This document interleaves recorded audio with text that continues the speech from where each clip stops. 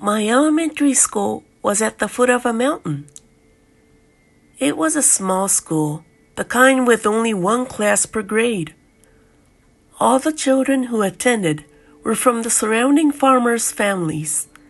My family was also one of them, and our house was located further into the mountains than where the school was located. One day on my way home after class, I was walking along homebound on the narrow gravel road lined on both sides by trees, watching the long, zigzagging shadows stretching across the road, playing by myself not to step on them.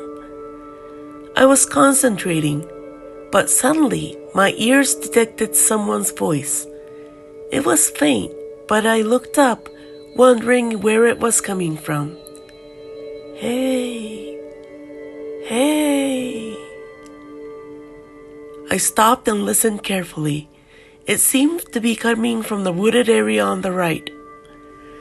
The teachers had told all the students not to go into the mountains without permission, but the voice sounded very troubled, so I went into the woods to find out who was calling out. The forest was dark and quiet, with trees that had thick branches covering the ground as if it hates being warmed up by sunlight. Except for the occasional bird call, I could hear nothing but the rustling of dead grass and leaves as I stepped on it. Hey, hey! Stopping several times along the way to walk to the correct direction, I continued walking toward the voice.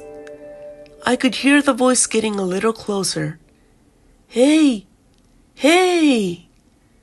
The voice seemed to be coming from right where I was standing. I stopped again, wiped the sweat from my forehead, and looked around. The area is surrounded by trees. The setting sun was glinting through the overlapping branches, speckling the ground covered with dead leaves. I looked down and saw a rather large tree trunk a little further away, where the ground had risen a little. The diameter of the base of the tree was about 7 feet. The voice seemed to be coming from that area. I walked slowly around the tree. Hey boy, here!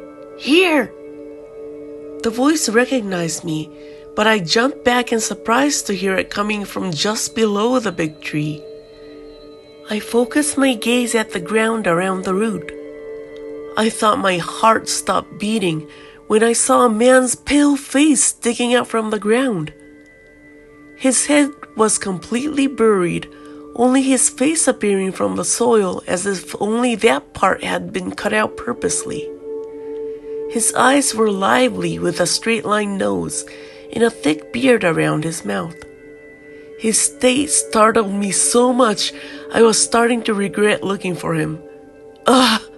Sir, what's wrong?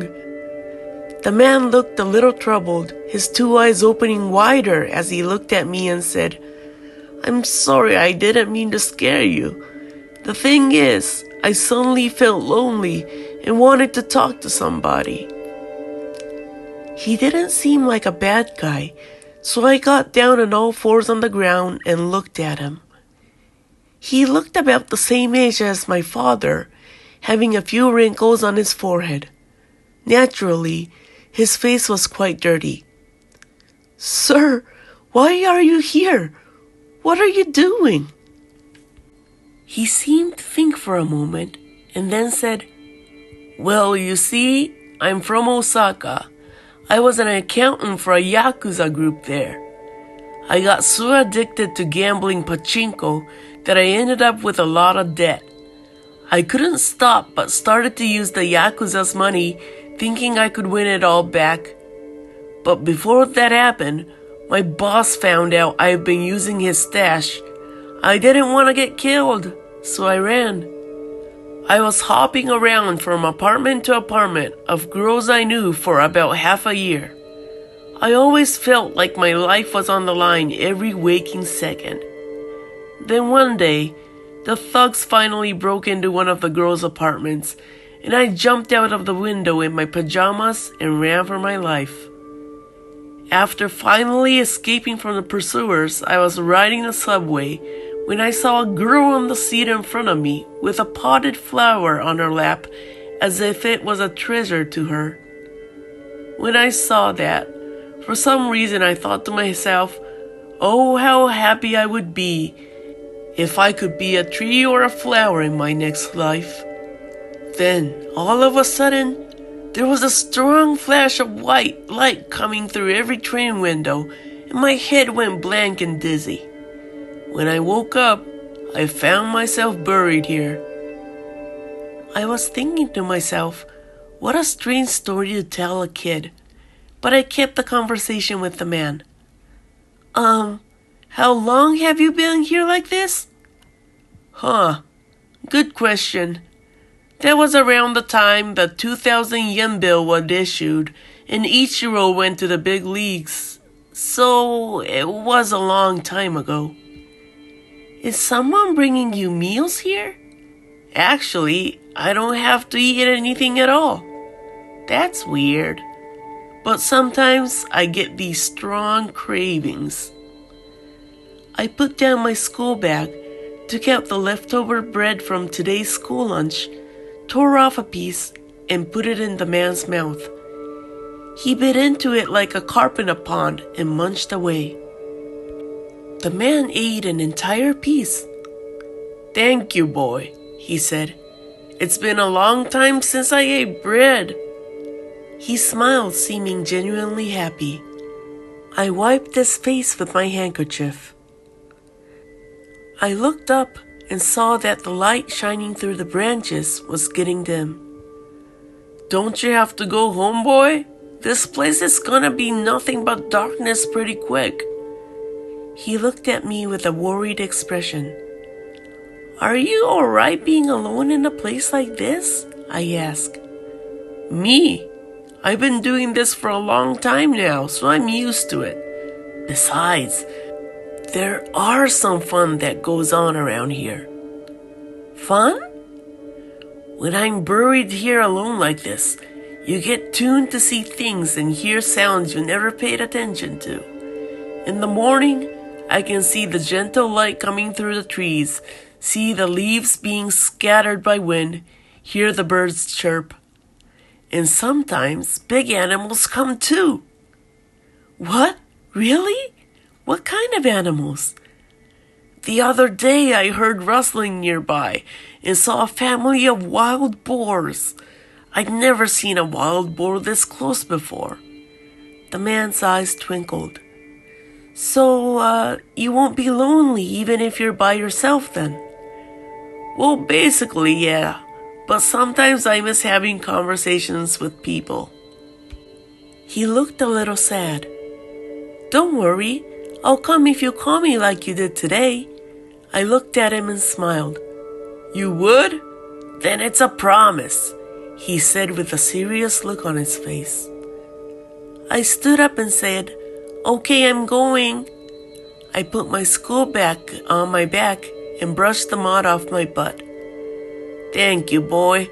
Come visit me again when you have time on your hands, huh? The man said, looking up at me with a smile. Okay, I'll come visit you again. With that, I started running back the way I came. When I told my grandfather the story at home that evening, he laughed and didn't believe me at first. But seeing how serious I was, he finally said, A person being buried is no normal thing. Luckily tomorrow's Sunday, so take me there. Let's help the man together. So the next morning, I went into the woods with my grandfather to where the man was. He was sleeping when we arrived and looked very surprised when I woke him up. Grandpa was also shocked to see the man, but asked him, Are you okay? I'm going to help you now, he said. He started digging him up with a shovel he had brought with him. I told the man, We're gonna help you now. But the man was just screaming frantically, Stop it! Please stop! He was in a total panic. He was screaming desperately for us to stop until the end. As soon as my grandpa and I finally pulled him on the ground, Grandpa let out a horrendous scream and fell on his buttocks. I almost peed myself too when I saw the dug-up man lying on the ground. The man was now still, with his eyes closed and white foam blowing from his mouth. But from the neck down, he looked like a twisted ghost burdock, covered in mud with roots like whiskers growing around him.